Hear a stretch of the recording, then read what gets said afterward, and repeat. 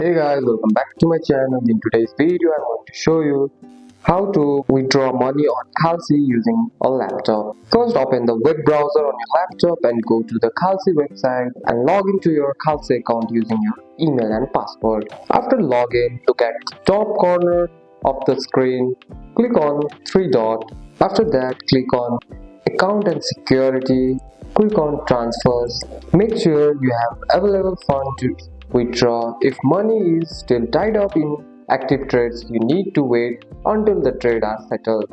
Click the withdraw button, choose your linked bank account as the withdrawal method, enter the amount you want to withdraw, double check the withdraw amount and the bank details, then click confirm or submit. You should see messages confirming that your withdrawal requests are successful. Withdrawal usually takes a few business days to show up in your bank account. You can check the status anytime in your account history.